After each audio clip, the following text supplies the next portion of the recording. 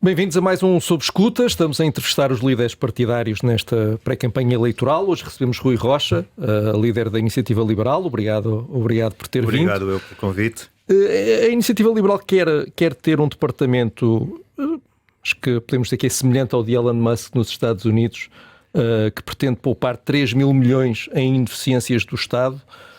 Pode dar-nos dois exemplos dessas redundâncias do Estado que quer cortar e explicar-nos quanto é que custam?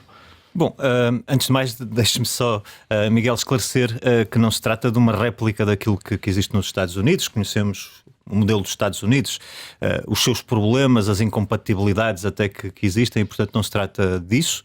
Trata-se de ser coerente com propostas que a Iniciativa Liberal tem desde o primeiro dia de eficiência do Estado. Eu diria que é algo que todos consideramos desejável e que todos queremos. Não conheço ninguém que não queira um Estado eficiente. Mas acha que correu mal nos Estados Unidos com Elon Musk?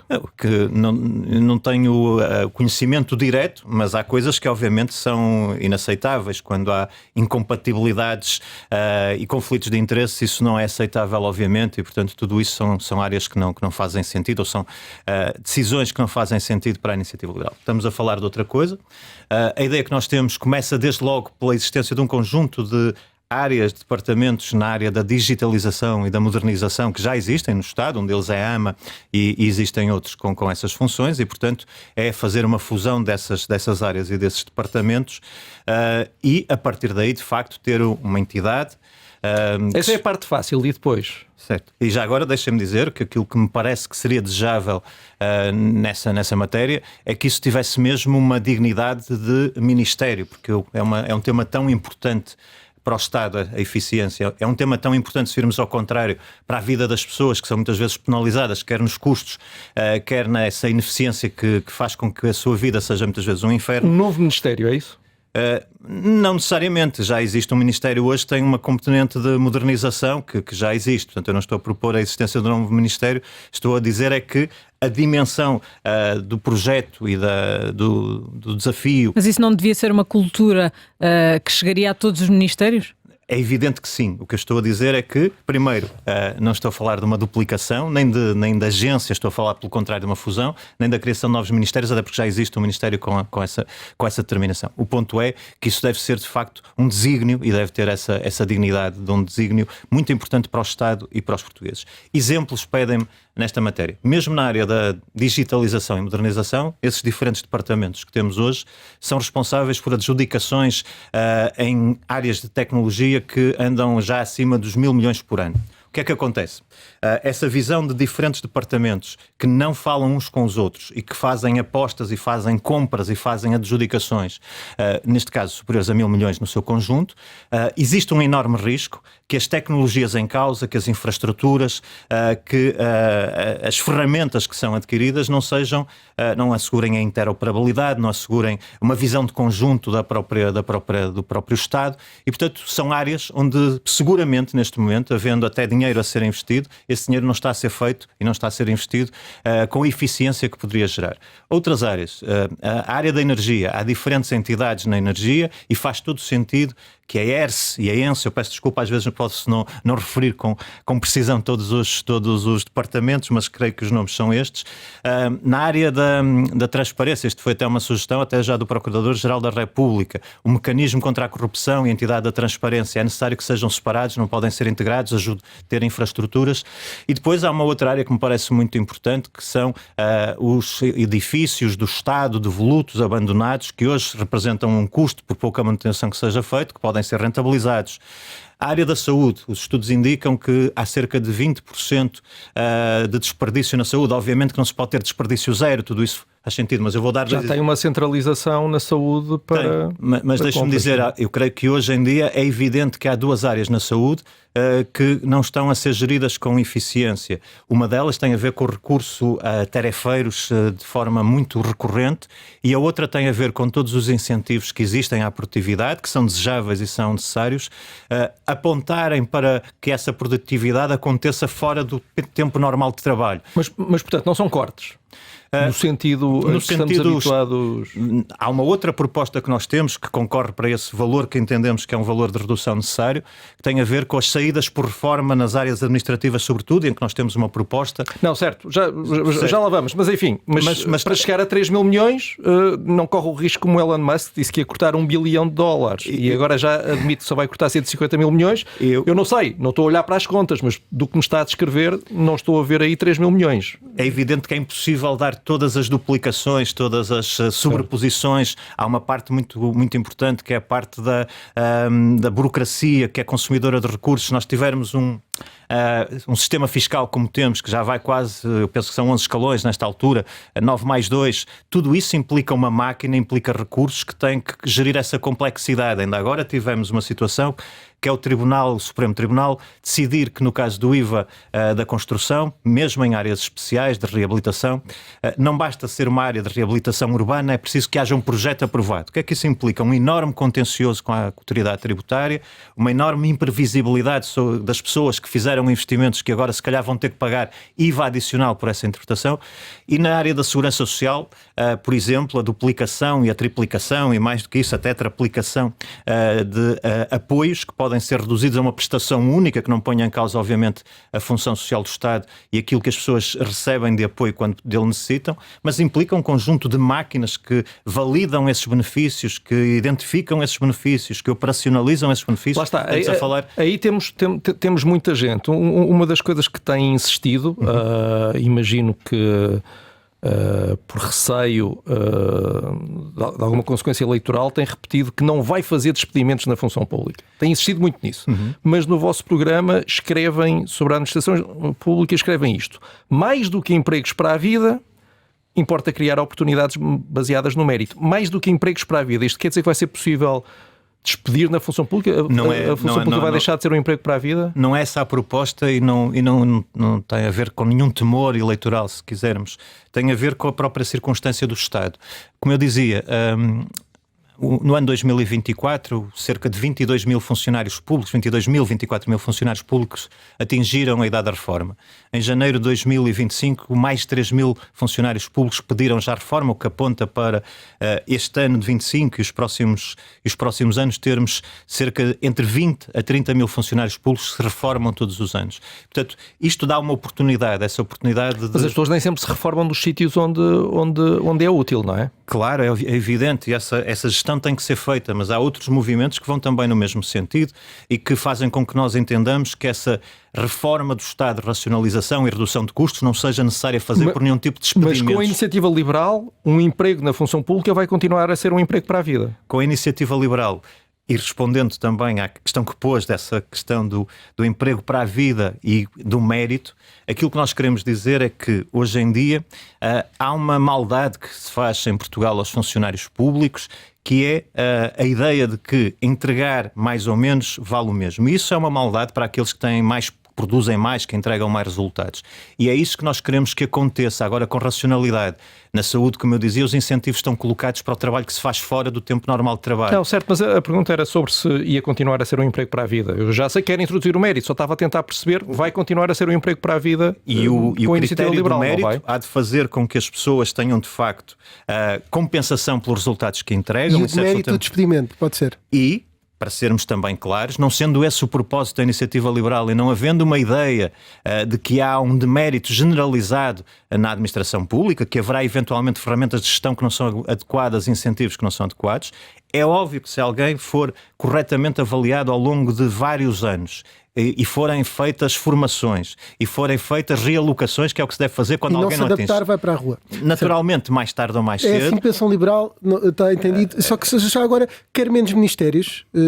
Eu não acho que essa discussão dos ministérios em si seja uma discussão determinante. Nós já tivemos experiências... Muito bem, vamos avançar para a escolha que fez poucos e depois teve que recuar e criar mais. Exatamente. Vamos avançar para a imigração, só porque tinha curiosidade, no programa não diz nada especificamente sobre a redução de ministérios. Foi a iniciativa liberal que, passando aqui para a imigração, foi a iniciativa liberal que propôs que os relatórios do RASI sobre criminalidade passassem a ter a nacionalidade dos autores dos crimes e das vítimas. Está a ceder a uma agenda do Chega? De todo.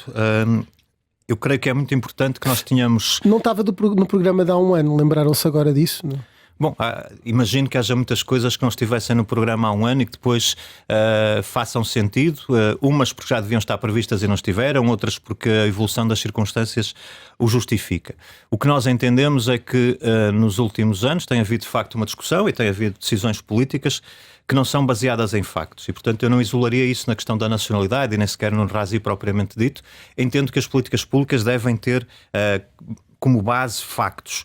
E isso é um património de dados, isso é um património da iniciativa liberal. Nós tentamos fazê-lo para várias áreas e para vários domínios e parece-nos que também, em matéria de estatística de criminalidade, isso é muito importante. Imagine-se, por exemplo, que e é importante dizer que esse critério, esse dado da nacionalidade, nós o pedimos no RASI, quer para a autoria de crimes, quer para as vítimas de crimes e, portanto, faz sentido nos dois campos. E isso tem um propósito. Vamos imaginar que, olhando para o caso das vítimas, com um determinado local do país, há uma pré-determinação de violência ou de criminalidade dirigida a determinadas nacionalidades específicas. Isso pode dar dados importantes sobre a atuação dos órgãos policiais e das políticas a aplicar e, ao mesmo tempo, se também o mesmo acontecer no sentido da prática de crimes, pode, no limite, querer dizer ou que temos algum tipo de associação criminosa instalada naquela zona com determinada procedência, pode querer dizer que as políticas de integração não estão a funcionar, como parece é que nós não podemos continuar... Pode dar razão ao Chega a nível de criminalidade, mas se for factual não há problema nenhum. Eu não creio que isso seja sequer uma discussão, ou seja, os dados são importantes, os dados não discriminam. O que importa é a factualidade. Outra novidade também não estava no programa do ano passado. Agora a Iniciativa Liberal sugere uma revisão dos critérios de atribuição da nacionalidade. Passou a existir um problema que não existia antes, também neste caso? Nós neste momento temos, os dados são recentes, 1.600.000 imigrantes em Portugal. Isso significa que temos que refletir sobre a integração e sobre a atribuição, e vamos distinguir. Uma coisa é a entrada e a permanência em Portugal, tem determinados critérios, com direitos, obviamente, é isso que nós desejamos, com dignidade, com trabalho, com contribuições para a segurança social, com proteção social. Estamos a falar de como se entra e como se permanece em Portugal. Outra coisa é uma questão de soberania, que é a atribuição da nacionalidade. E a atribuição da nacionalidade, na nossa visão, pressupõe um conjunto de princípios e valores aos quais as pessoas devem aderir para depois... Quais? Eu diria que é fácil para um liberal identificar, que tem a ver com a separação entre a religião e o Estado, tem a ver com o respeito pelas mulheres, o respeito pelas crianças. Português. Parece-me importante que para a atribuição soberana de um direito de nacionalidade isso exista. E, portanto, parece-nos que os 5 anos não são necessários para que exista, quer do ponto de vista da avaliação, quer do ponto de vista da própria adesão das pessoas que vêm cá para trabalhar. Isso não implica que adiram aos valores da comunidade, que elas próprias possam tomar uma decisão informada se esta é a sociedade e se é a comunidade onde se revêem. E, portanto, parece-nos que esse alargamento faz sentido, é o que acontece em alguns países ou em vários países europeus, e faz sentido também que tenhamos essa solidariedade com o espaço Schengen e que tenhamos esse alinhamento de critérios. Eu penso que a Dinamarca tem 8 anos, que a Itália tem 10, parece-nos que é para esse caminho que devemos ir. Também já tinha dito isso num debate, mas não tem um tempo específico, não? Eu creio que aquilo que propomos é que essa discussão se faça. É verdade que o próprio Governo também já trouxe essa discussão, entre 5 entretanto. E 8, é isso? Eu diria que entre 8 e 10. Entre 8 e 10, okay. Podemos partir de 10 e justificar depois porque é que não hão de ser 10 e porque é que hão de ser 8. Portanto, parece-me que são critérios... Mas se há uma base científica ou é só a experiência noutros países? Tem a ver com essa ideia e tem a ver com uma valoração, que é sempre subjetiva, do tempo necessário para que haja uma adesão plena aos princípios de uma comunidade, como eu dizia, o próprio reconhecimento da estrutura do Estado, da justiça do Estado e não de outro tipo de justiça ligado a credos religiosos, por exemplo. Tudo isso são questões que são muito importantes e a língua também. A questão da língua custa mais entender num liberal, porque um português que vá para a Holanda durante 10 anos pode não falar holandês e estar perfeitamente integrado. É mais um critério que faz parte de um conjunto de questões que nos parece relevante e que ao fim de um determinado tempo, que nos parece dever ser mais largo que aquele que existe hoje, estará consolidado até pela permanência contínua que as pessoas terão e dessa vontade de permanecer no país. Mas no programa fala, por exemplo, do conhecimento básico das instituições democráticas. Como é que isto funciona? Tem de fazer testes? Eu não creio, para ser totalmente sincero, que neste momento existe a capacidade do Estado português português não existe sequer para tratar da tramitação mais básica do que diz respeito à entrada e permanência no país, e portanto eu não creio que exista a capacidade do Estado português de fazer essas avaliações e de as assegurar em tempo. E portanto daí também a questão de entendermos que esse tempo deve estar mais longo, porque obviamente isso implicará um conhecimento mais profundo da sociedade, das suas instituições, dos seus valores, e portanto se me pergunta se eu vejo que haja possibilidade de hoje para amanhã de haver uma entidade do Estado que faz essas avaliações por via de testes e que depois os valoriza e depois toma decisões, eu creio que não podemos Portanto, fazer. alarga o tempo porque presumem que nesses 8 ou 10 anos terão aprendido a língua, terão absorvido a cultura, isso, não é? É obviamente Ninguém vai confirmar. Não me parece que haja condições para o fazer. Nós não conseguimos ter as pessoas legalizadas com o volume que temos e, portanto, o IRN não está a responder aos pedidos das pessoas, demora 2, 3 anos. Não creio que haja essa Outro comparativo, até porque passou pouco tempo e pode parecer, obviamente, uma incoerência programática. No anterior programa de Iniciativa Liberal havia uma proposta de revisão constitucional para que vou passar a citar, deixe de ser necessário ser português de origem para ser elegível para Presidente da República. Bastará ter nacionalidade portuguesa. Isto já não está no programa. Porquê é que deixaram cair esta proposta? Bom, é uma avaliação que fizemos e a nossa avaliação vai precisamente no sentido de que, enfim, não vemos que neste momento introduzir essa questão na Constituição seja determinante e seja algo em que valha a pena investir a energia da Iniciativa Liberal neste momento. É uma avaliação que fizemos sobre pontos do programa. Desde que não seja amanhã, está tudo bem. Não vou pronunciar-me sobre essa questão. Nesses termos, posso pronunciar-me sobre a questão em geral. Olhando aqui para outra... Desculpa, mas percebe que isso é um bocadinho ir mais ao encontro daquilo. Até o Chega, o líder, o André Ventura, tirou-lhe isso no debate, porque era algo de ser português, não leu o programa deste ano da Iniciativa Liberal. Mas é um caminho a ir mais para esse lado. É um caminho que temos que fazer em cada programa. Mal estaria que os programas não tivessem evolução. Passou-se um ano. É verdade. Não se passaram 20 anos, passou-se um ano. Mas é uma avaliação que fizemos, entendemos que neste momento não é um ponto determinante para uma revisão constitucional. Já confirmam que a Iniciativa Liberal está disponível para um acordo com a AD após as eleições e já disse, palavras suas, que estar no governo traz maior capacidade de influenciar com políticas liberais. Para ficar claro, prefere que a Iniciativa Liberal vá para o governo ou faça um acordo parlamentar com a AD? Bom, eu para ser totalmente sincero, nesta fase em que estamos em campanha ou em pré-campanha, eu prefiro falar das diferenças que existem entre a AD e a Iniciativa Liberal e qual é a mais-valia que a Iniciativa Liberal traz. Já lá vamos a propostas, mas gostaríamos... E que fundamenta que nós estejamos a pedir uma confiança reforçada aos portugueses. Agora, eu creio que é também preciso ser claro no posicionamento que temos. Eu muitas vezes disse que a Iniciativa Liberal, no dia seguinte, quando confrontam com isso, será um partido responsável.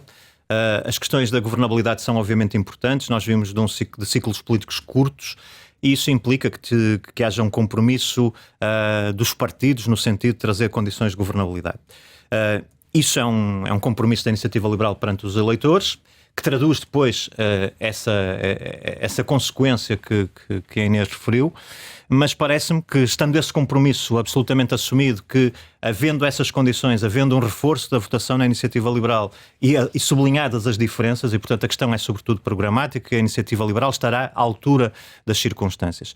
A pergunta que tenho feito, e isso pressupõe de facto as diferenças de programa, é se a AD está em condições de assegurar as reformas que de alguma maneira nós entendemos que não fez durante esta legislatura e que são muito importantes para a Iniciativa Liberal e consideramos nós para o país. E tendo em conta essas reformas e o fundamental que é para a Iniciativa Liberal elas existirem, num cenário em que os deputados da AD e da IEL não são suficientes para formar uma maioria na Assembleia, como aconteceu o ano passado, continua a admitir ir para o governo? Eu creio que nessas circunstâncias há menos probabilidade disso acontecer. Aliás, temos já o caso do que aconteceu depois de 2024, em que não foi possível fazer um entendimento, tendo havido discussões. Portanto, isso quer dizer o quê? E por isso eu insisto no reforço da votação da Iniciativa Liberal. É que é mesmo necessário que a Iniciativa Liberal tenha esse reforço da votação para que nós tenhamos a capacidade de influenciar as políticas. tendo havido a possibilidade de integrar o governo depois das eleições de 24, nós não o fizemos, precisamente porque o peso que tínhamos e a capacidade de influenciar a política, até pela aritmética parlamentar, a política portuguesa, era menos relevante do que aquilo que nós desejaríamos e, portanto, não faz sentido apenas por cargos ou apenas por integrar o governo sem outra capacidade de influência. Isso não faz sentido. Por falar em cargos... Portanto, eu estou quase a fazer mesmo um apelo ao voto na Iniciativa Liberal. Votem para o país ao mudar. voto útil. Surpresa. Há um ano nomeou o Ministério das Infraestruturas como o seu preferido. Agora disse que a área da modernização e digitalização do Estado era perfeita para a Iniciativa Liberal e que a economia e a segurança também são importantes. Se tiver de definir prioridades e escolher apenas um, qual é que é o ministério que melhor assenta à Iniciativa Liberal? Bom, eu vou manter a modernização e a digitalização do Estado. Eu acho que é mesmo decisiva, absolutamente decisiva para o país. E creio que e com isso não estou a excluir, obviamente, outras áreas. Mal estaria que o líder de um partido não entendesse que a Iniciativa Liberal contribuiria de forma decisiva na saúde, na habitação, nas infraestruturas, como eu tenho dito, na economia, numa área de soberania como quer um ministério que, no fundo, toca em todos. Agora, esse é absolutamente decisivo e eu creio que a Iniciativa teria até perfis extraordinários para juntar essa natureza absolutamente decisiva para o país com o perfil ou os perfis das pessoas que são também seriam absolutamente extraordinárias numa função. Quer sugerir algum ministeriável? Parece-me evidente que numa área dessas o Carlos Guimarães Pinto seria um extraordinário nome para trazer a administração pública de Portugal para o século XXI. E partindo do princípio que o CDS vai manter a representação que tem no governo, neste caso um Ministério e 2 Secretarias de Estado, aí ele está disposto a ter menos ou exigiria uma representação no Executivo que fosse proporcional aos votos? Eu vou voltar a dizer, eu sei que vai ser um bocadinho em vão, mas eu preferia discutir as diferenças do que propriamente estar a discutir os mas já lá vamos. Mas em todo caso, também não pretendendo deixar sem resposta, parece-me evidente que a representação dos partidos, seja lá onde for, seja nas diferentes áreas, deve ser proporcional à sua dimensão e ao seu valor eleitoral. Isso parece-me Ou seja, óbvio. a Iniciativa Liberal teria de ter mais. Não vou entrar em disputas com este partido ou aquele, com isto ou aquilo, até por um cenário que não está ainda sobre a mesa, que é um cenário do dia seguinte. Parece-me evidente como critério geral. Mas o Rui Rocha teria de estar no governo. Nesse caso, ou admite não estar. Parece-me evidente, mais uma vez, eu não queria situar a discussão nessa matéria, mas parece-me evidente que o líder do partido, numa circunstância, nesta que estamos a discutir, ou noutra qualquer, de qualquer outro partido, se houver uma presença de um partido numa solução governativa, seja ele qual for, o líder do partido, seja ele qual for, deve estar representado nessa solução governativa. Há um ano apresentou a Luís Montenegro um documento com 10 pontos durante um debate, que eram pontos fundamentais para o entendimento entre os 2 partidos. Agora não apresentou nenhuma lista semelhante, pelo menos até agora. Isso quer dizer que a IEL já não tem exigências para entrar no governo, pelo menos tão claras como tinha o ano passado? Não, a IEL tem de todo. A IEL tem exigências de transformação do país. Muitas delas estão ainda presentes, o que não faz sentido é estarmos a repetir os documentos e, portanto, o documento na altura foi apresentado naquelas circunstâncias. Há muitas coisas ali que valem ainda, têm o seu valor intocado. Eu lembro-me que uma delas era, por exemplo, a questão da água. É bem verdade que a AD apresentou um programa da água para Portugal, mas ainda não foi concretizado e, portanto, isso obviamente são questões fundamentais para o país, para o desenvolvimento do país, para a coesão territorial e até para o desenvolvimento económico e industrial do país. Agora, não faz sentido repetir documentos, o que faz sentido é salientar aquelas principais diferenças. Também tem dito que não quer falar mais sobre o caso do Spinum Viva, só para percebermos, considera-se totalmente esclarecido? Eu insisto, eu não quero mesmo fazer do caso, eu não quero mesmo referir-me ao caso, porque entendo que há uma avaliação política que vai muito para lá do caso e é isso que eu tenho tentado fazer. Mas está esclarecido ou não? Sente-se esclarecido ou não? Eu creio que é óbvio que há ainda questões que não estão absolutamente esclarecidas. Há ainda pelo menos alguns clientes, regulares ou não, que ainda não são conhecidos. Mas não queria reconduzir de facto a conversa nesse sentido. Parece-me que as questões de avaliação de todo o processo, eu tenho feito repetidamente, tenho dito que foi uma irresponsabilidade trazer o país para eleições naquelas circunstâncias, e Certo, essa é a avaliação política que me parece fundamental Muito nesta bem, maneira. Vamos continuar no outro lado. Isto também é um tema que pode não gostar propriamente, mas a Iniciativa Liberal chegou a dizer que não se aliaria ao Chega em nenhuma circunstância. No debate com André Ventura, preferiu usar argumentos programáticos para justificar que não viabilizaria. Foi do género, eles são despesistas, irresponsáveis do ponto de vista de rigor financeiro. Não é por uma questão ideológica que a Iniciativa Liberal não está num governo com o Chega. Mas essa é por várias razões, para sermos claros. Eu não posso estar sempre a enumerá-las, e não é em cada momento sublinho aquelas que me parecem fazer mais sentido. Há claramente questões programáticas, e quando eu me foco nas questões do programa financeiro ou económico, elas também são programáticas, e a visão dirigista do Estado, estatista, de crescimento descontrolado da despesa, é também uma visão ideológica distinta, mas há aspectos fundamentais, filosóficos até, que nos distinguem absolutamente do Chega. Portanto, o não é não, se quiser, ou essa impossibilidade de qualquer tipo de entendimento, participação em qualquer solução política com os dois partidos, tem vários níveis e tem várias distâncias, que são muitas em muitas áreas, nomeadamente as filosóficas também. Para um liberal, a liberdade individual e o valor intrínseco de cada pessoa é fundamental, e, portanto, quando outro partido usa rótulos, anátemas, estigmas, Mas conseguia dizer gerais, que o Chega nunca? Eu já o disse várias vezes, portanto, em qualquer Mas não o disse no circunstância. debate, daí a pergunta. Disse, só que focado num argumento. E os argumentos são vários, são programáticos, são ideológicos, são filosóficos, são absolutos desse ponto de vista. O Tribunal Constitucional declarou inconstitucionais algumas normas do diploma sobre a eutanásia. Por que é que está a ser tão difícil escrever uma lei que obedeça às exigências do Tribunal? Eu devo confessar que vi a notícia, mas não tive a oportunidade de, em rigor, ver o seu conteúdo, e, portanto, vou falar de forma muito geral sobre a matéria. Não tive a oportunidade de aprofundar os motivos e os fundamentos da decisão. Mas parece-me que o facto de ser difícil decorre também do melindre desta questão. Eu creio que sobre esta matéria, quem disser que não tem dúvidas, que não tem inquietações, não estará a ser rigoroso, ou se não as tem, parece-me que estará com uma análise ou superficial ou algo parecido. Portanto, a matéria é tão melindrosa que eu percebo bem que haja dúvidas de interpretação, dúvidas constitucionais, dúvidas sobre a viabilidade. É um tema que continuará, portanto, em aberto nos próximos tempos, mas teria que ver a fundamentação, coisa que não vi até ao momento. Anunciou uma moderação para o programa eleitoral da Iniciativa Liberal, retirou a referência à famosa taxa única, que era desde sempre uma bandeira da Iniciativa Liberal, recuou na meta do IRC para os 12%, que estava no programa do ano passado, e deixou de ter uma proposta para a descida do IVA da eletricidade.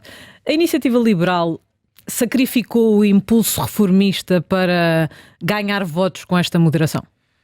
Não creio que se trate disso. Acho que é um sentido de responsabilidade. Nós temos uma visão clara para o país, uma visão que passa, de facto, por uma redução de impostos. Ainda assim, aquilo que a Iniciativa Liberal apresenta é bastante mais ambicioso que aquilo que é apresentado, tanto quanto eu conheço, por outros partidos, mas pelo menos de forma sustentada e com uma visão clara, mas nós vivemos de facto um momento internacional complicado, com muitas dúvidas, e tentamos fazer um equilíbrio de responsabilidade. Não faz sentido retirar a ambição que a Iniciativa Liberal representa desse ponto de vista, mas também temos que considerar que essa ambição que tínhamos no outro programa provavelmente não seria executável no momento em que existem tantas dúvidas, e, portanto, é esse equilíbrio que procuramos trazer a este programa eleitoral. Mas isso quer dizer que se a EL há um ano tivesse tido votos suficientes para impor a taxa única ou até a descida do IRC para 12% e o IVA da eletricidade tivesse desaparecido, estaríamos hoje com problemas no equilíbrio financeiro? Não, até porque na altura tudo isso também era faseado, não era para entrar em vigor de forma imediata.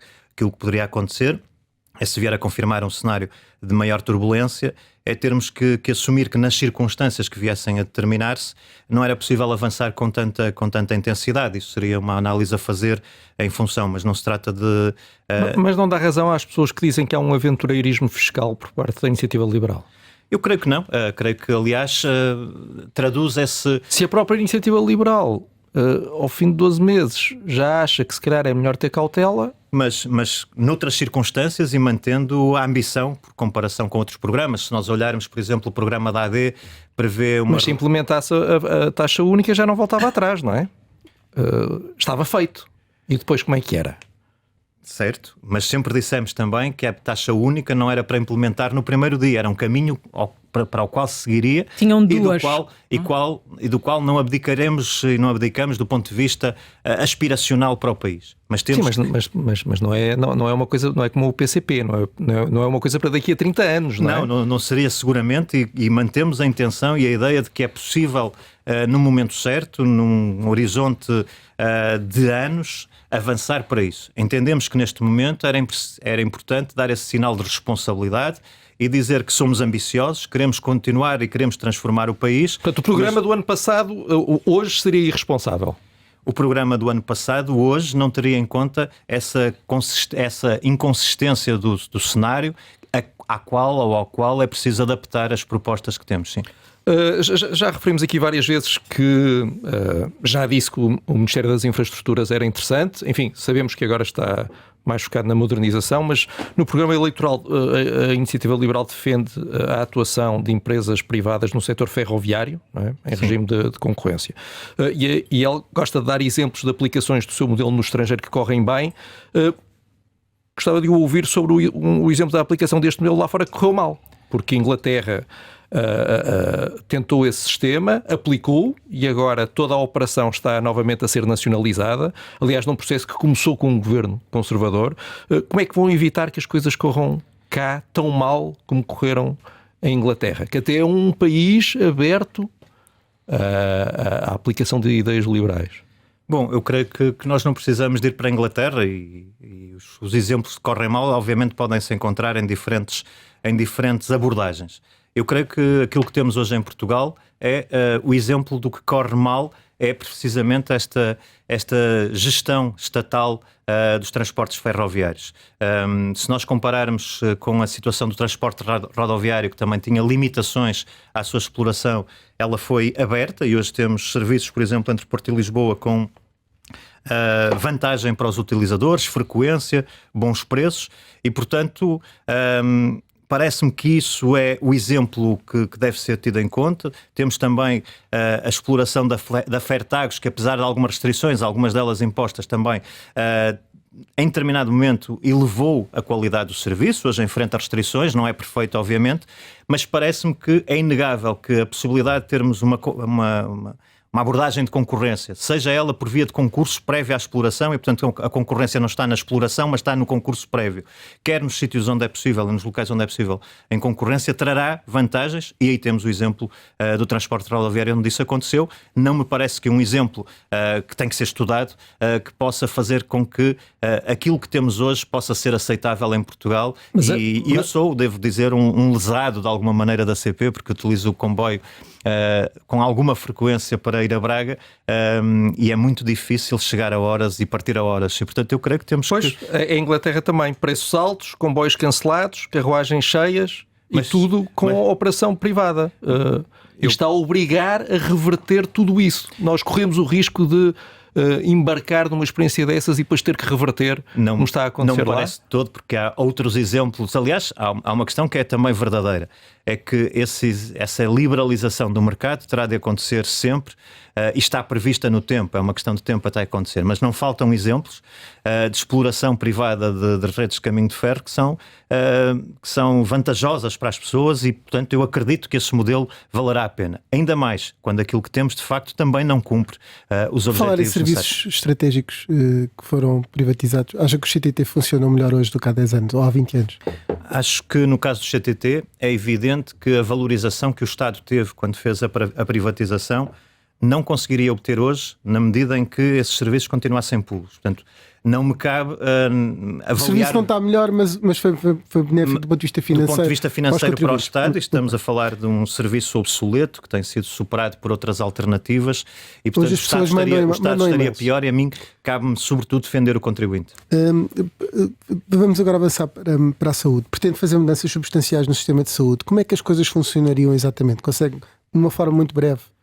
Sim, aquilo que estamos a dizer, e olhando mais uma vez à realidade, é que temos hoje um sistema que tem o SNS como uma porta de entrada do sistema universal e que o paradigma é de que o SNS não recorre a outros prestadores, salvo quando o SNS falha.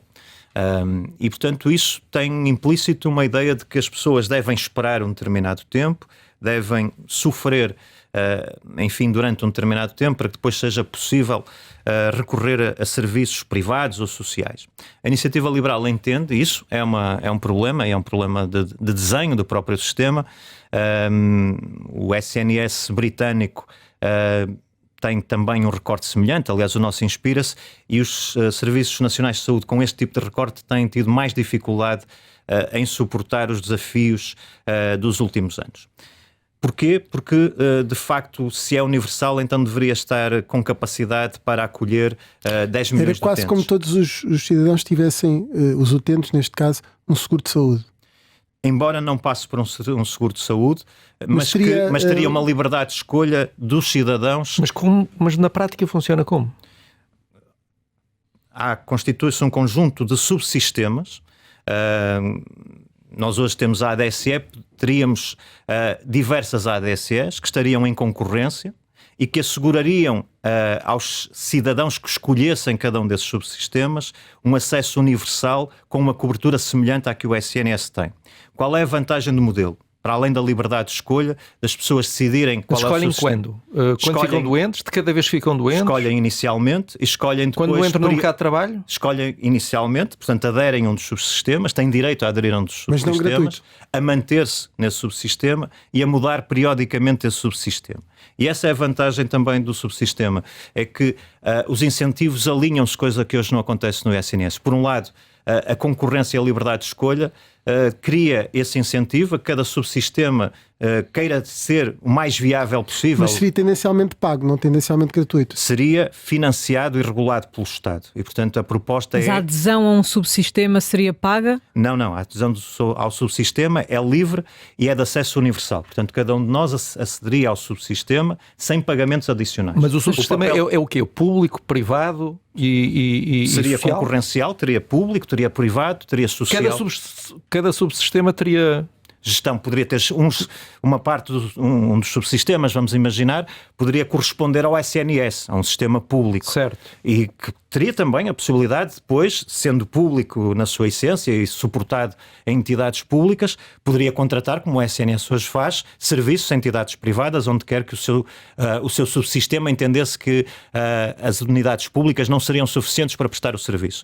E depois teríamos uma dimensão social e teríamos uma dimensão privada, organizada em diferentes subsistemas. E os seguros de saúde desapareciam? Deixem-me valorizar aqui esta questão, que é a necessidade de termos um sistema concorrencial, por um lado, e com incentivos alinhados, porque a grande vantagem deste sistema, para além da liberdade das pessoas escolherem, é cada um dos subsistemas ter um enorme incentivo a atrair as pessoas e a mantê-las. E, portanto, isso faz com que algo que não existe hoje, por exemplo, que é a prevenção, fosse incentivada pelo sistema. E como é que convence um subsistema privado, por exemplo, a financiar milhares ou milhões de euros, por exemplo, em tratamentos oncológicos? Isto tem que ser, é o que eu digo, tem que ser convencionado, tem que ser financiado pelo Estado, e o Estado, em vez de financiar o SNS em exclusivo e depois financiar o sistema privado quando o SNS falha, teria o financiamento e, portanto, seria regulador e financiador. Mas financiava tudo? Sim, o sistema de saúde seria totalmente financiado. As pessoas deixam de precisar ter seguros de saúde ou ADSE? Para ter a cobertura necessária para correspondente ao SNS de hoje, não há necessidade de seguros de saúde. Isso é evidente e não há necessidade da ADSE. Portanto, deixava de ser preciso haver seguros de saúde. O Estado paga tudo. A menos que as pessoas quisessem coberturas que de alguma maneira hoje não estejam suportadas pelo SNS. Por exemplo? Eu consigo imaginar querer uma via verde para um tratamento especial que o SNS hoje não assegura. Hoje, não. Quando isso acontecesse. Quando isso acontecesse. Mas a base é constituída sobre as coberturas que o SNS... Quanto é que isso custa? A nossa perspectiva é que se juntarmos aquilo que hoje... Porque é o Estado paga tudo, é isso? Não sei se estou a entender bem. Sim, o Estado Portanto, paga. hoje em dia Mas nós isso... temos o Estado a financiar o... Miguel. Não, deixa-me só perceber. Claro. Temos o Estado a financiar o SNS e temos muita gente com seguros de saúde. Não é? No vosso programa, vocês dão um número de 3 milhões e 700 mil portugueses que pagam do seu dinheiro seguros de saúde. Sim. Portanto, deixam de pagar e o Estado paga isso também. É isto? É isto que estamos a dizer, sim. Ok. E isso faz com que, no médio prazo, as despesas de saúde decresçam, porque o incentivo que se tem à prevenção, que hoje não existe, faz com que tenhamos uma população mais saudável, que haja menos custos de segurança social, que as pessoas sejam atendidas. Qual é o incentivo na hora... à prevenção?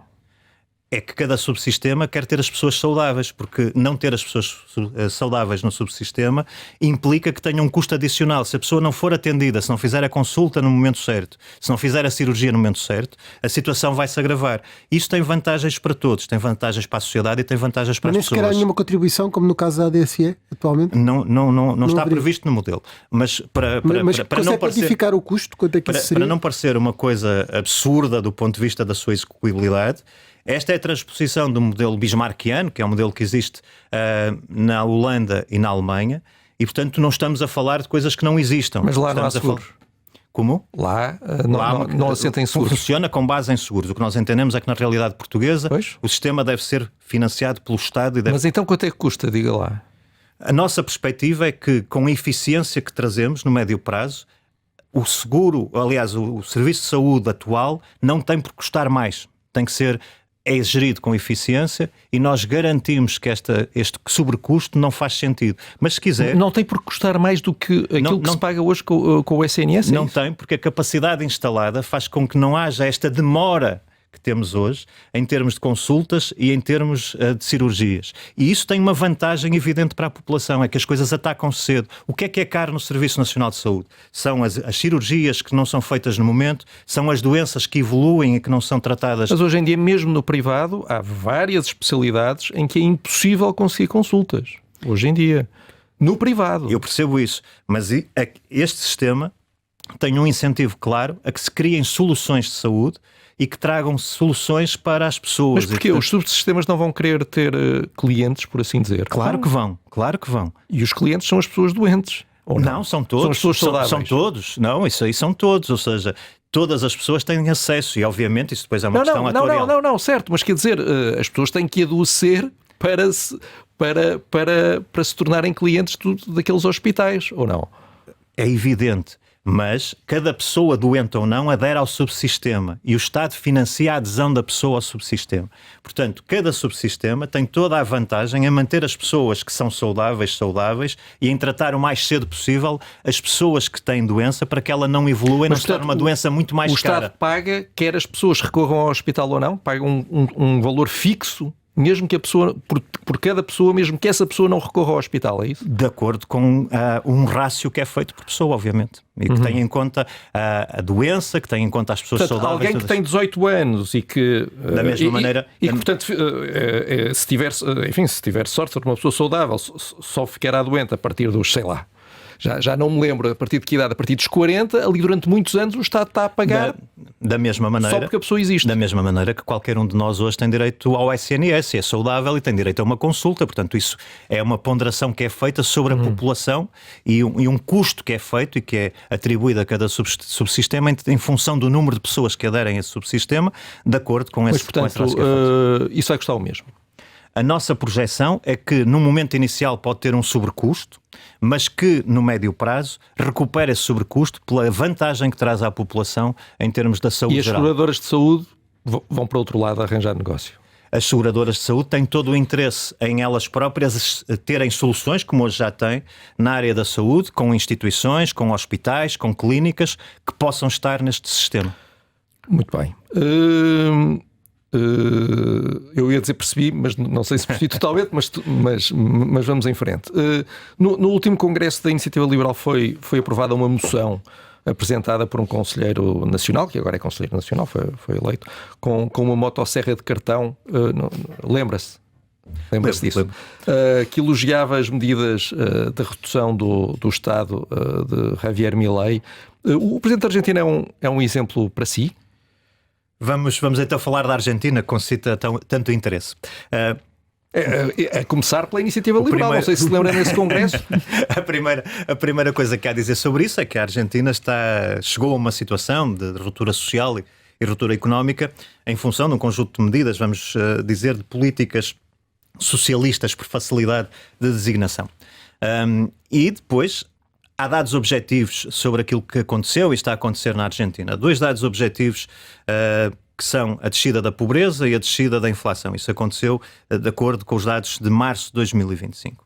Se a pergunta é se estes dados devem ser valorizados, eu diria que me parecem dados objetivos. Se a pergunta é se o programa da Iniciativa Liberal se inspira em qualquer das soluções que está a ser implementada na Argentina, não, porque as realidades são completamente diferentes. Isso só quando o Bernardo Blanco vai para o seu lugar. Bom, mas isso terá que ser perguntado ao Bernardo. Neste momento, a inspiração da Iniciativa Liberal é em países europeus, em modelos europeus de Estados. Como eu acabei de dizer, por exemplo, para a saúde, o modelo que existe na Alemanha e que existe na Holanda. Em matéria de impostos, o modelo que existe na Suíça, o que existe na Irlanda. Mas faz uma avaliação positiva, olhando para a Argentina, para as condições concretas da Argentina, faz uma avaliação positiva. Faço uma avaliação positiva do que é o objetivo Milei. E destes 2 indicadores, descida da pobreza e descida da inflação, que eram 2 problemas, um deles persiste como muito grave, o outro também, mas que tiveram de facto uma descida com as políticas, mas não faz sentido dizer que o programa da Iniciativa Liberal transpõe qualquer dessas medidas políticas para Portugal. Rui Rocha, obrigado por ter vindo ao Sob Escuta. Nós voltamos em breve com mais entrevistas a líderes partidários. Até breve. Muito obrigado.